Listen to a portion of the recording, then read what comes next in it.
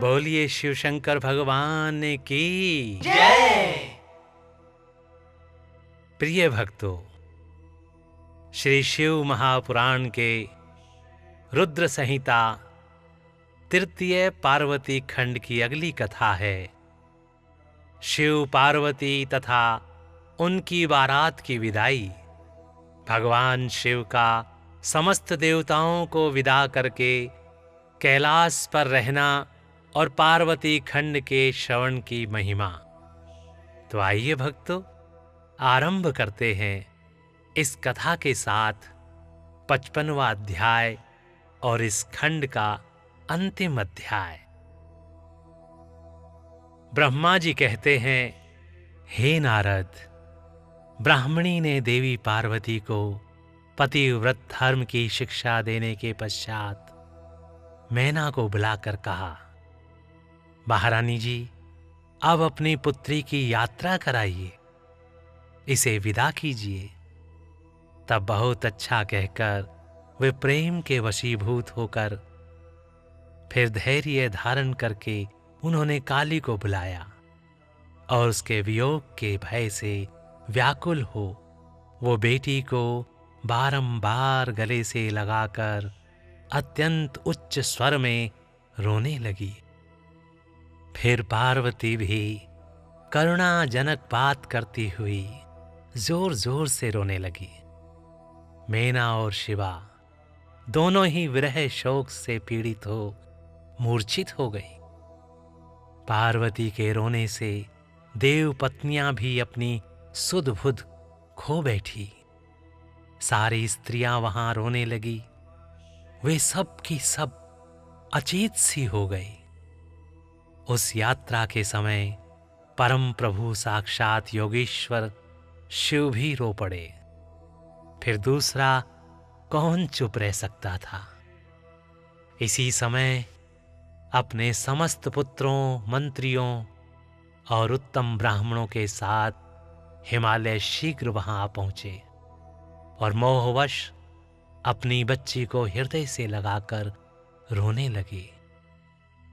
बेटी, तुम मुझे छोड़कर कहां चली जा रही हो? ऐसा कहकर सारे जगत को सूना मानते हुए वे बारंबार विलाप करने लगे।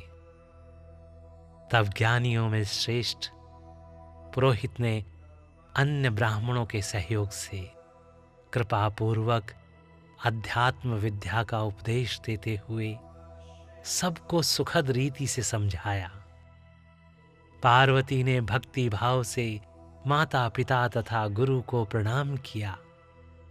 वे महामाया होकर भी लोकाचारवश बार बार रोती थी। पार्वती के रोने से ही सब स्त्रियां रोने लगती थीं। माता मैना तो बहुत रोई, भौजाइयां भी बहुत रोई। यही दशा भाइयों की थी। शिवा की मां, भाभियां तथा अन्य युवतियां बार बार रोदन करने लगी।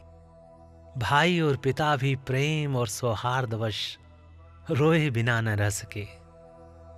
उस समय ब्राह्मणों ने मिलकर सबको आदरपूर्वक समझाया और यह सूचित किया कि यात्रा के लिए यही सबसे उत्तम तथा सुखद लग्न है।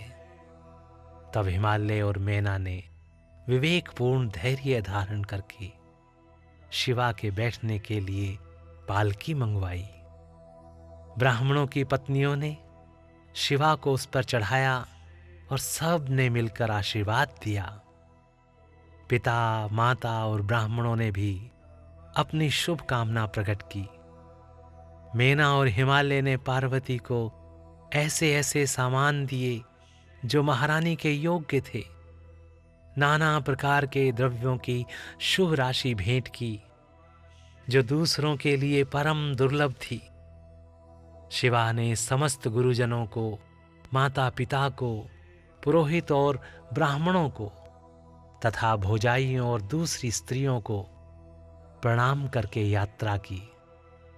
पुत्रों सहित बुद्धिमान हिमाचल भी स्नेह के वशीभूत हो पीछे पीछे गए और उस स्थान पर पहुंचे जहां देवताओं सहित भगवान शिव प्रसन्नतापूर्वक प्रतीक्षा कर रहे थे। वहां सब लोग बड़े प्रेम और आनंद से परस्पर मिले। उन सब ने भगवान को प्रणाम किया और उनकी प्रशंसा करते हुए वे पुरी को लौट गए। तदंतर कैलाश पहुंचकर भगवान शिव ने पार्वती से कहा, हे देवेश्वरी, तुम सदा से ही मेरी प्राण प्रिया हो। तुम्हें लीलापूर्वक इस बात की याद दिला रहा हूं। तुम्हें पूर्व जन्म की बातों का स्मरण है। अतः मेरे और अपने नित्य संबंध का यदि तुम्हें स्मरण हो तो बताओ।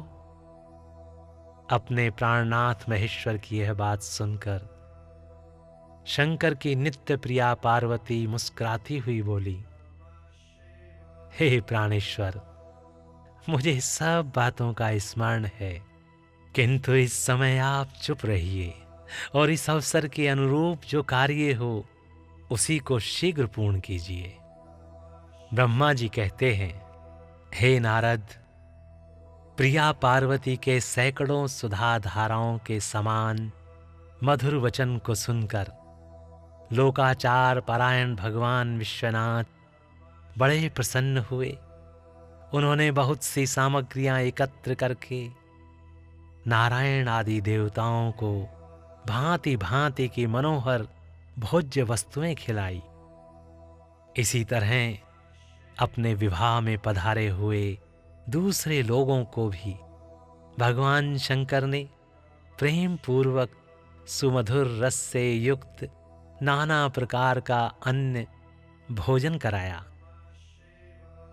भोजन करने के पश्चात उन देवताओं ने नाना रत्नों से विभूषित हो अपनी स्त्रियों और सेवक गणों के साथ आकर प्रभु चंद्रशेखर को प्रणाम किया।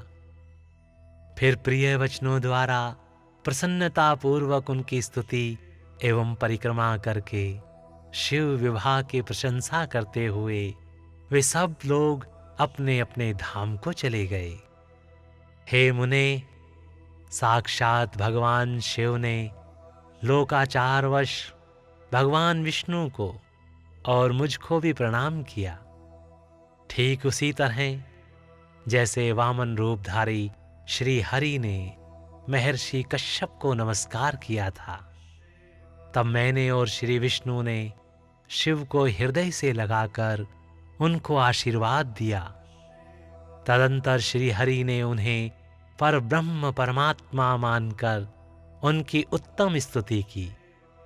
इसके बाद मेरे सहित भगवान विष्णु शिव से विदा ले शिवा और शिव को प्रसन्नता पूर्वक हाथ जोड़ उनके विवाह की प्रशंसा करते हुए अपने उत्तम धाम को गए।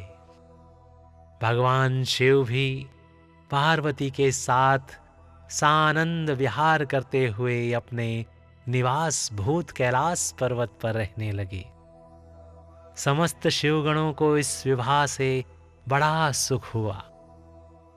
वे अत्यंत भक्ति पूर्वक शिवा और शिव की आराधना करने लगे। हे तात, इस प्रकार मैंने परम मंगलमय शिव विवाह का वर्णन किया। यह शोकनाशक, आनंददायक तथा धन और आयु की वृद्धि करने वाला है। जो पुरुष भगवान शिव और शिवा में मन लगाकर पवित्र हो प्रतिदिन इस प्रसंग को सुनता तथा नियम पूर्वक दूसरों को सुनाता है, वह शिवलोक प्राप्त कर लेता है। वह अद्भुत आख्यान कहा गया है जो मंगल का आवास स्थान है।